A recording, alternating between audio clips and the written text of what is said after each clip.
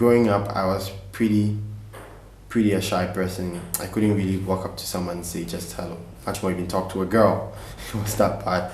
But in terms of elderly people who are successful and rich, it's so real. I'll give you a case. We want to make a sale to a big church and we just want to meet the head pastor. You have to go through the secretary, go to the administrator, go to A, B, C, D before you eventually get to the top. And that's going to take you about a month or two. But beyond that, you have to make concrete efforts to break that, or else you really won't get your business anywhere.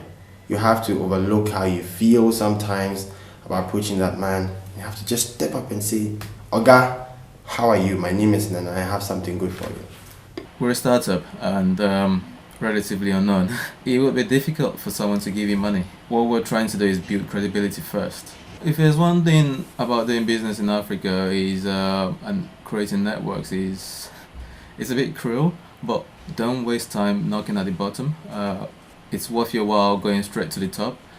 So there are two portions about the power distance. One, in business, in making a sale, it slows down the process.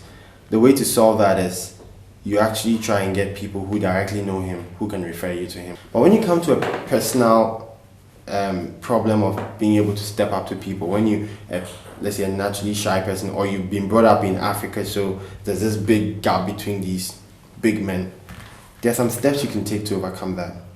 Start with the people you know. That's what I say. Always start with the people you know.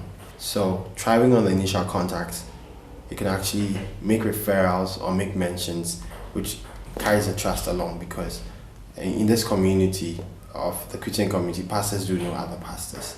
So if you've done something good for A, and A can confirm it's good for him, he passes on that trust. And so that's the first point. And we have an advantage there because our parents were pastors and we could actually connect with other pastors.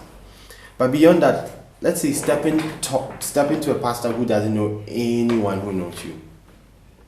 It's really about the first impressions the person gets about you when you meet him. Right from the time you call him on the phone and you book an appointment with him and meet him and talk about your product.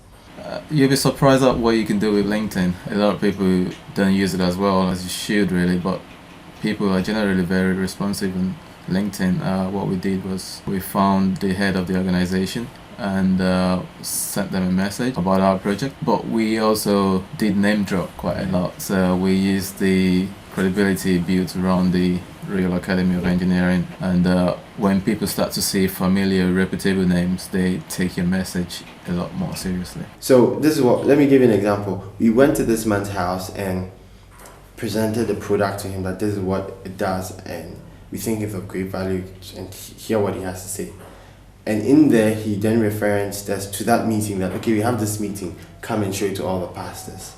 So we really had strong benefits from our initial connection, something that till date has been very relevant. One of the relationships we've built, which could be very influential for the business when we're ready, is with a major credit card company in Nigeria. The difference is we didn't go to them asking for money.